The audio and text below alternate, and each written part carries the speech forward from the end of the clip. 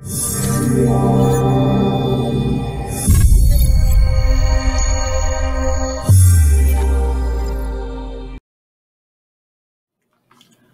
back, everyone, to the eCoreAcademy e-learning platform today. My name is AJay back with another Algebra 1 video for you all, and today's lesson topic is all about graphing basic inequalities.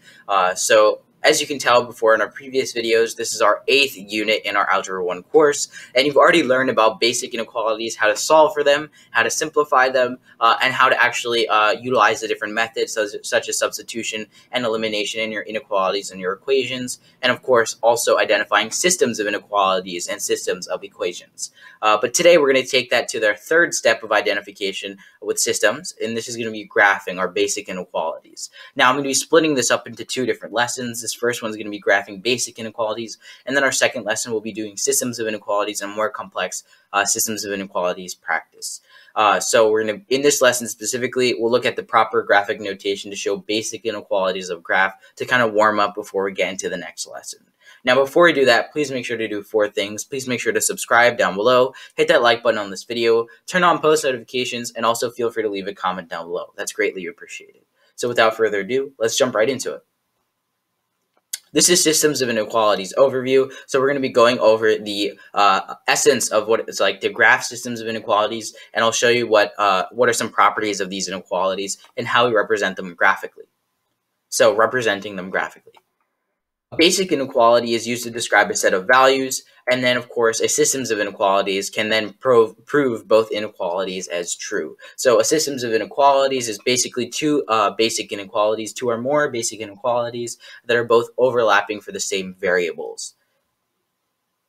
And when represented graphically, this would include the overlapping components of the inequalities providing valid solutions. So in a systems of inequalities, you're given 2 or more basic inequalities. Those inequalities themselves, when you solve for them properly in terms of a variable, you can see a valid range of values. It's not just going to be one value, it's going to be an infinite set oftentimes of values that can go for that single variable. And then of course the systems of inequalities, when you're graphing them, you're essentially looking for an overlap in shaded regions. Now shaded regions are representative of all possible values that a graph can have, and when you see an overlapping of shaded regions, you can see all of the possible solutions for that system of inequalities. But don't worry, we'll get into this in depth. We'll start off with basic inequalities in this video and then advance to the next video with systems.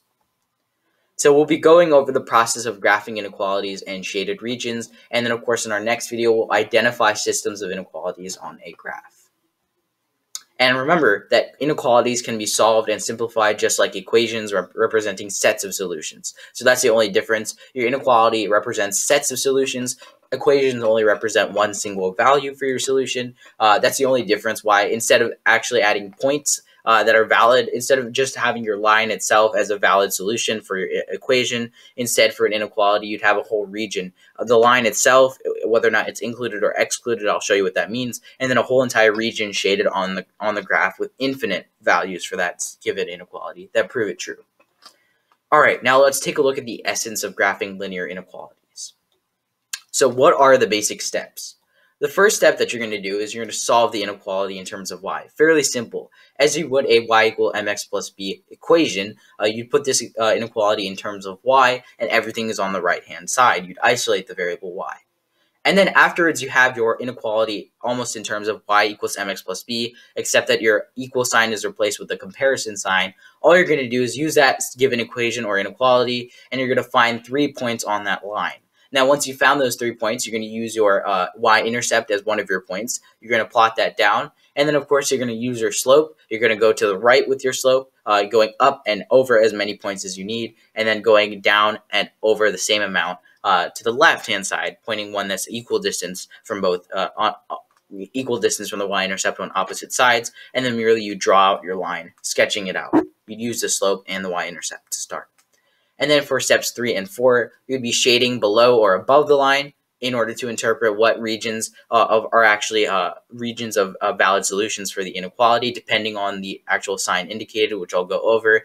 And you'd also make the line solid or a dashed or dotted line, also depending on the comparison sign that you're given. So the sign indicating that comparison sign greater than, less than, less than or equal to, greater than or equal to, that indicates and identifies the entire characteristic of your graph. And then finally, for step 4, you check your solutions. You take any random points in the shaded region on your graph, and then you plug it back into your inequality to see if it shows as true for your x and y variables. And if it does, then of course you're done. That's a valid graph. And when I'm talking about shaded region, it's merely just something that you etch across, you're sketching across, or literally shading in an entire part of a graph to indicate that that set of solutions for an inequality are valid, and that it goes on for an infinite amount. All right, so now let's take a look at the inequality symbols, the basic inequality symbols. This is part 1. Let's do our less than and greater than symbols first. They both have things very in common in terms of their line fluidity. So let's take a look at the shaded regions and the line fluidity for each comparison sign. So if you're given an equality that is less than in terms of y, so a less than sign, that means that the equation, the graph of the equation of the inequality is going to be a dashed line, and it's going to be shading below. So because it's less than, and because the line itself, we all remember whenever it's less than or greater than, that means the solution or the value that you're comparing to is not included in the data set. That means we're going to make the line dashed instead of solid because it's not included in the solution set. And then of course we're going to be shading below because it's everything less than that line or that given equation, that equation on the right hand side, that given expression on the right hand side of the inequality. So we'll start off with our basic example of our y equals mx plus b function, our parent graph, and let's graph this. So we have y equals mx plus b. We'll assume that y is less than mx plus b. So that means that we're going to graph our regular line as we would with that linear equation, but instead we're going to make it dashed, and we're also going to be shading everything below that line given, showing that everything less than that line is going to be a valid solution. And then of course now for our greater than in terms of y, it's just going to be the direct opposite. So we're going to have the dashed line, but now we're just going to be shading above. So we're keeping that property since it's greater than, it's not included, so it's a dashed line. So we'll take our equation, we'll graph this equation, we'll make the line dashed instead, and since it's y is greater than mx plus b, we'll shade everything above that given line as valid solutions. Now for inequality symbols part 2, let's take a look at shaded regions and line fluidity of less than or equal to and greater than or equal to comparisons. So if an inequality is less than or equal to in terms of y, that means it's going to be a solid line. That means this line is included because it's less than or equal to the expression on the right-hand side. And then we're also going to shade below because it's a less than format. So it's everything less than or equal to that given line. So take our original equation, parent function. We're going to graph that. We're going to leave it as a solid line, and we're going to shade everything below that line. And finally, you probably already know this one.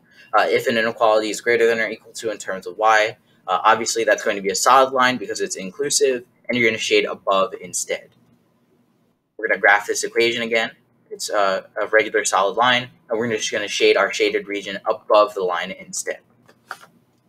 All right, so now that we know the basic graphic notation when it comes to our graphic inequality symbols, let's take a look at some practice. I'll go through 2 basic practice problems and then round it off with a word problem.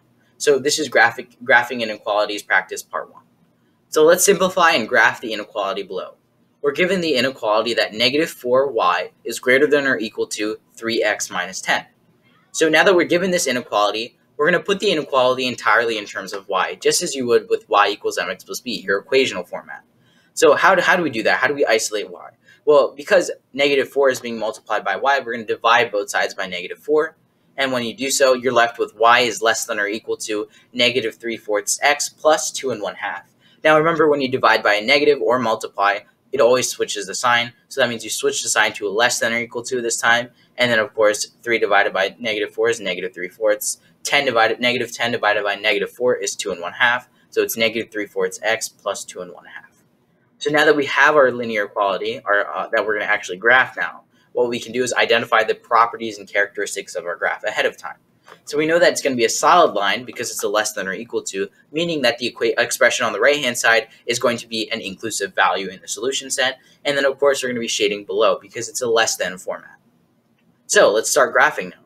Let's take our original graph, as you would, y equals negative 3/4 x plus 2 1/2. And then let's graph that. Because it's a solid line, we don't need to make it dashed because it's inclusive. So let's graph that. This is our negative 3/4 x plus 2 1/2. We started with our y-intercept at 2 1/2. We went and used our slope to go in opposite directions to the nearest point, whole point. and then we graphed it. Having those 3 points, we're going to draw that sketch through, and we graphed our line. Now we know that we're going to shade below, so we're just going to merely shade out our region below the line.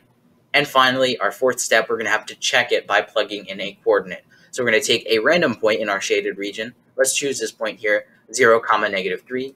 I apologize, that 0 got cut off. So it's 0, -3.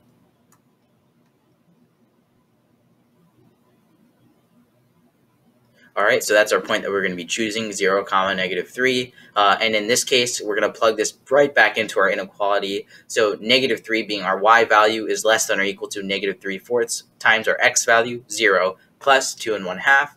So when we simplify, -3/4 times 0 is 0. So we're left with -3 is less than or equal to 2 1/2. And -3 is less than 2 1/2. And so therefore, this inequality is going to be true, and the shaded region is accurate to the inequality. So that's how you check, and that's how you validate. Now, moving on to part 2, our second practice problem. Let's simplify and graph the inequality below as well. So we're given the inequality 3y is greater than 9x minus 12. Remember, we're going to isolate the y on the left-hand side of the inequality. It's going to be greater than the expression to our right, so we divide by 3. We know that y is greater than 3x minus 4, dividing both sides by 3.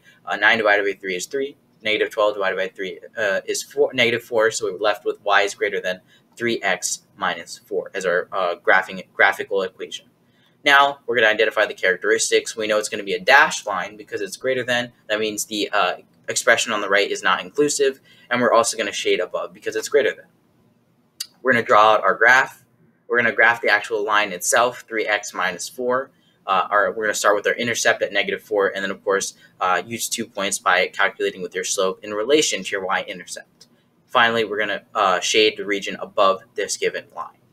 Now, finally, for our last step, we're going to check it by plugging in a coordinate, a valid coordinate. So let's choose any random point in the shaded region. We see that this random point could be 0, 1. That's another 1 point that I chose in this region.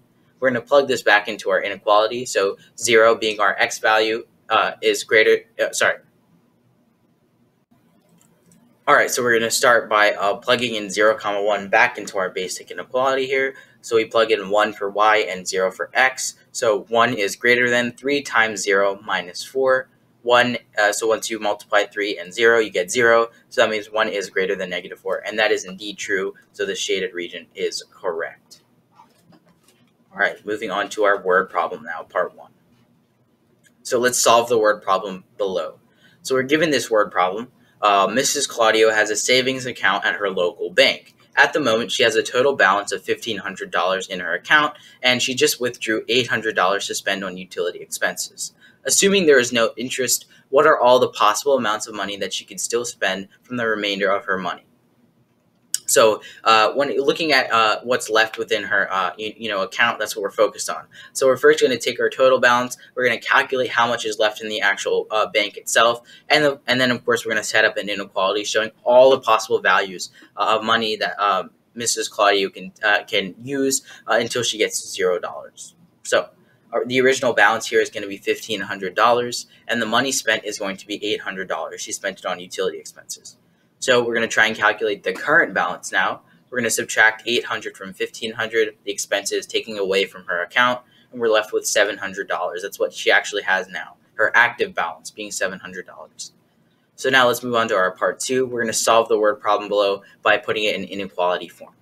So we know that the balance is $700. Therefore, your y variable being the money spent, is going to be less than or equal to $700, meaning she can spend any amount of money, $700 or below, less than or equal to $700 or below, up until she gets to 0, because that's the amount of money she actually has left in her account after paying $800.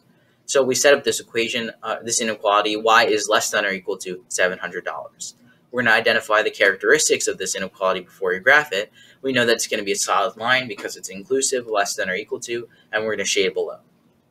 So the only reason that this equation is somewhat unique is because it involves money. So we're only going to graph this in the first quadrant. We can't have negative amounts of money. We're only assuming positive amounts. Technically, you can go into debt, but we're trying to help Mrs. Claudio stay out of debt, and technically she cannot be spending negative money. So we're assuming that this bank does not allow debt, and we're only going to stay in positive amounts because you can't trade negative money. So then let's graph this equation only in our first quadrant, not the whole entire coordinate plane. So we know that it's going to extend from $700. It's just going to be one solid equation. Remember, y is less than or equal to $700. Basically, y equals $700 is your line. It's going to be solid line. And your shaded region is going to be everything below 700 and between $0 and $700 in this case. And then, of course, we're going to pick one point within this given solution set, and that's 0, 700. We're going to plug this back into our equation. And of course, when you plug it back into your equation, you see that it is indeed going to work because your x value at this point in this equation here, x comma y, your x value is going to be representative of time. And in this case, time does not matter. She technically has unlimited time to spend as much money as she wants. That's not the constraint here. So in this case, $700 is less than or equal to $700, and this y-intercept does indeed work. It's in the data set, therefore the shaded region is valid.